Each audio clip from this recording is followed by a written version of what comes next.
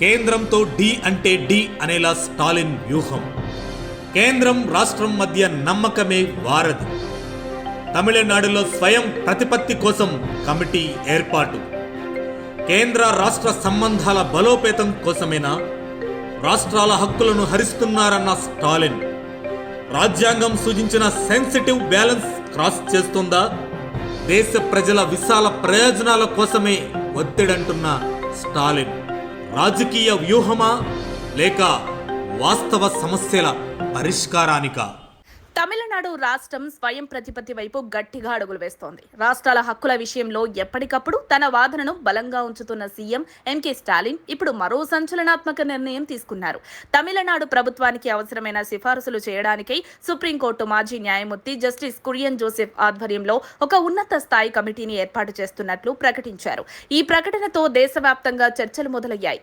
ఒకవైపు కేంద్రం తీసుకుంటున్న నిర్ణయాలు, మరోవైపు తమిళనాడు వేగంగా స్వయం ప్రతిపత్తి వైపు అడుగులు వేయడం అనేక మందిలో ఆసక్తిని రేపుతోంది. అసలు స్వయం ప్రతిపత్తి అంటే ఏంటి? అది సాధ్యమా? భారత రాజ్యాంగంలో దీనికి స్థానముందా అనే ప్రశ్నలు మళ్లీ బయటకు వచ్చాయి. స్వయం ప్రతిపత్తి అంటే రాష్ట్రానికి మరింత అధికారాలు ఇవ్వడం, దాన్ని విభజనతో గమ్యం చేస్తూ చూడకూడదు. తమిళనాడు ప్రభుత్వం చెబుతున్న దాని ప్రకారం ఇది కేంద్ర రాష్ట్రాల మధ్య సహకారాన్ని మెరుగుపరచడానికి చర్య. స్టాలిన్ స్పష్టంగా విభజన గురించి మాట్లాడకుండా కేంద్రం పెత్తనం చూపడం వల్ల రాష్ట్రాల హక్కులు దెబ్బతింటున్నాయి. అందుకే ఈ కమిటీ అవసరం ఏర్పడిందన్నారు. ఈ కమిటీ గతంలో 1971లో ఏర్పడిన జస్టిస్ రాజమన్నార్ కమిటీ సిఫార్సులను పునఃసమీక్షించనుంది. వచ్చే ఏడాది జనవరిలో మధ్యంతర నివేదికను సమర్పించనుంది. అంతకుముందే కేంద్రం కొన్ని కీలక అంశాలను, ముఖ్యంగా వైద్య, న్యాయ, ఆర్థిక వ్యవస్థలపై రాష్ట్రాల అధికారులను తగ్గించేందుకు ఉమ్మడి జాబితాలోకి తీసుకురావాలనే ప్రయత్నం చేస్తుందని స్టాలిన్ ఆరోపించారు. ఈ నిర్ణయం తమిళనాడు అసెంబ్లీ ఎన్నికల ముందు తీసుకోవడం కూడా కీలక అంశంగా మారింది.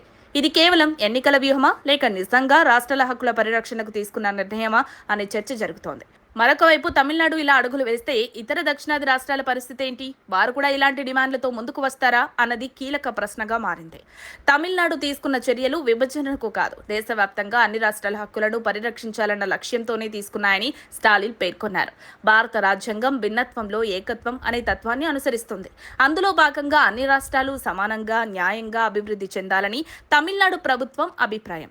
ఈ సంఘటన భారతదేశ రాజకీయ నిర్మాణంపై, కేంద్ర రాష్ట్ర సంబంధాలపై మరింత చర్చకు తావిస్తోంది.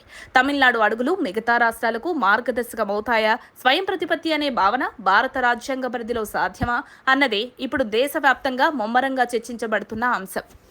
మరిన్ని అప్డేట్స్ కోసం మా కాయ్ టీవీని సబ్స్క్రైబ్ చేసుకోండి.